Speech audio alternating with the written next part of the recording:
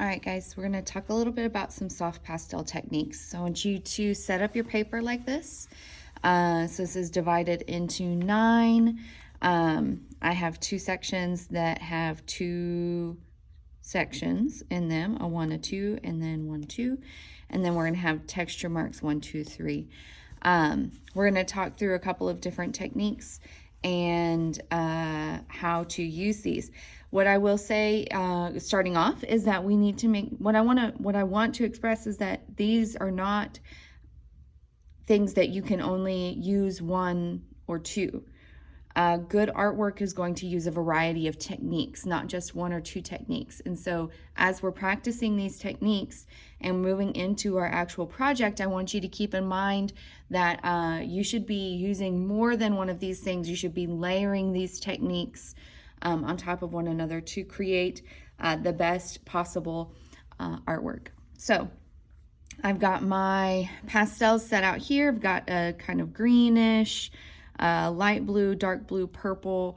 I've got white, pink, and yellow over here. So I've got a good variety of medium or dark, medium, and light values to work with on this practice sheet. I also have a paper towel over here because I will say that soft pastels, chalk pastels can get a little messy. So just be aware, set up your space, and try not to get it on your clothes or all over everything else before you use a fixative. We will be using a cheap hairspray, aerosol hairspray fixative in class. So if you are at home and you need to use a fixative, a cheap aerosol hairspray works great for that.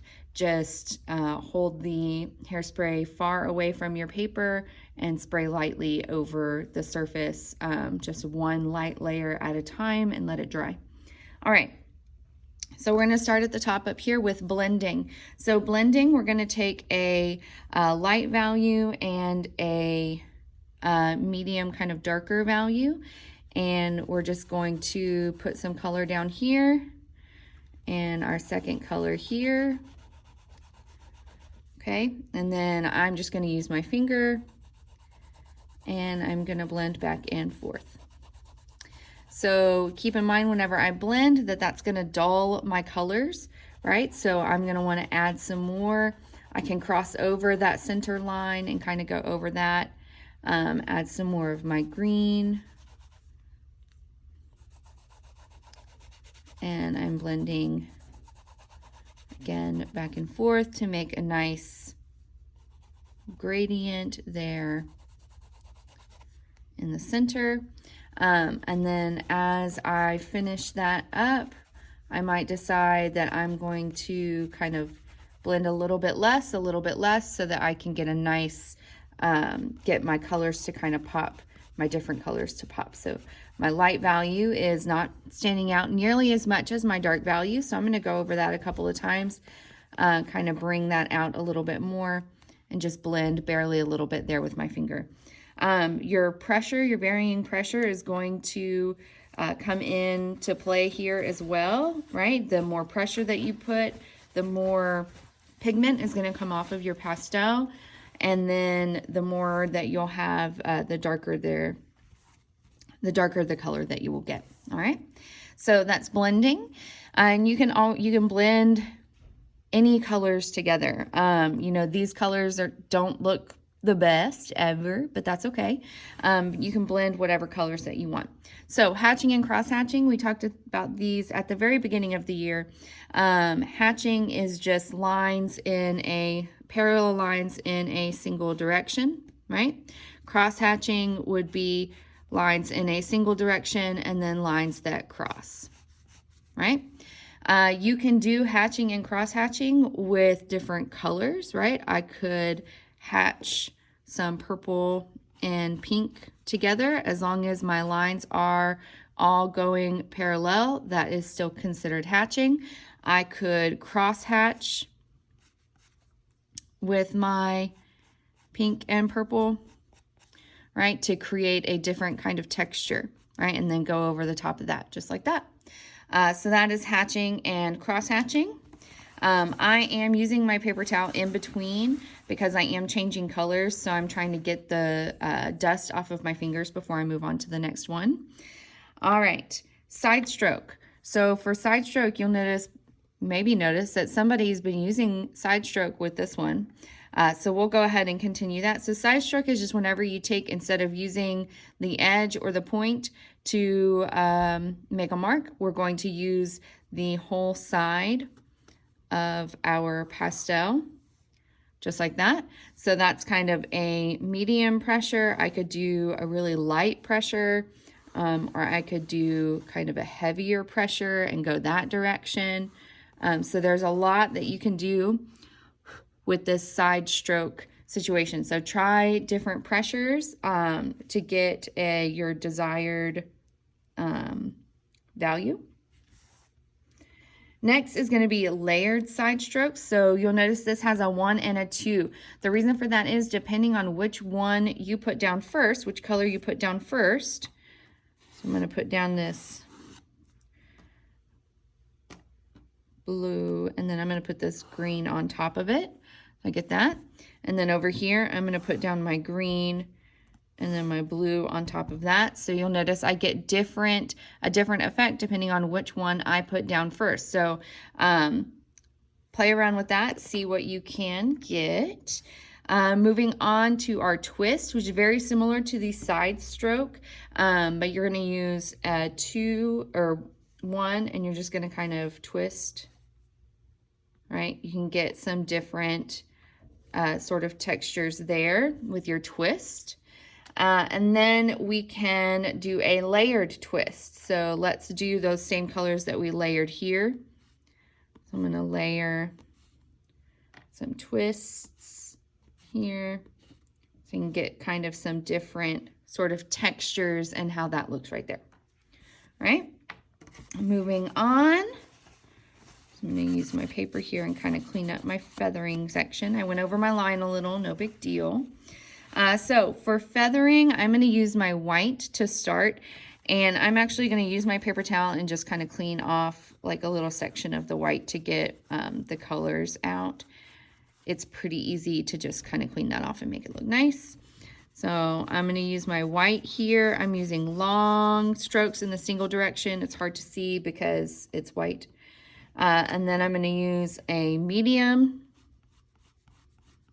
long single direction strokes on top of that white. And then I'm going to go in with my dark.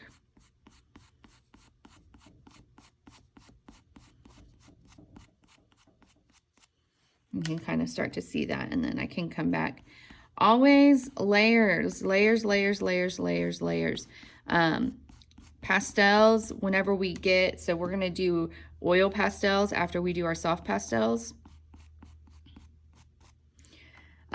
Pastels in both formats is all about layering, right? All about those layers. And then I can kind of use my finger to blend that a little bit. So I get a different blend here compared to, depending on which technique, right? If I'm using just a traditional blending technique versus a feather blend, I'm going to get a different texture, right? So then, let's move on to our texture marks. So we're going to do a couple of different versions. Let's do, one thing that we can do is we can do random strokes, right? So very similar to how we talk about hatching and cross hatching, right?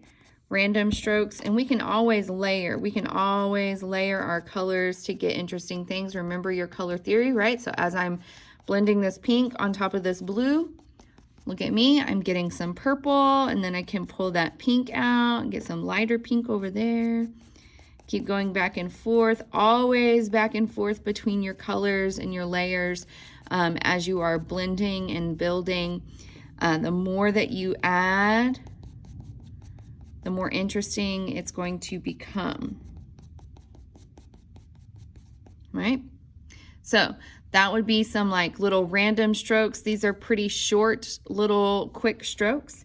Another thing that I can do that's kind of similar to that would be something like maybe some pointillism.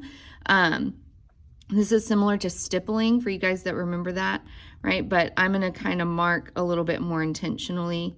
I'm not pop, pop, pop, pop, pop, right? I'm marking sort of in these dots, sort of randomly, right?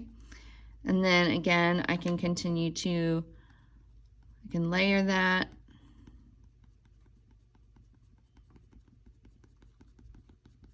The closer my dots are together, the darker my the darker my value is going to be.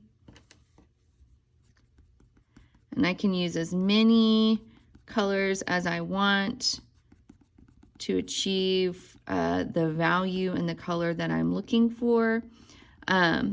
We have a kind of limited number of colors whenever it comes to these soft pastels, and so we got to get a little creative sometimes whenever it comes to finding and creating the exact color that we want. And the way that we do that, again, is through layering. In everything that I've done so far, with the exception of these hatch marks up here, right? But I did layer these, and the side stroke, I'm using more than one color in almost all of these, up to 3 colors or 4 colors in some of them. And then for this number 3, I want you guys to experiment, try something. I want you to use more than one technique. So in this third section, use more than one technique and show me a texture or a texture mark that you can do or create using more than one technique. For example, you can do some traditional blending and then maybe do some texture marks, one of these examples on top, or hatching or cross hatching on top of your blend, etc. So those are some techniques for soft pastels. We will be doing, you'll turn in an image, oh my gosh, turn in an image of your techniques, and then we will be moving on and creating a nature drawing using our soft pastels. So I look forward to seeing this. I want you guys to have fun with this material, this new material that we haven't used yet. I hope you guys like it.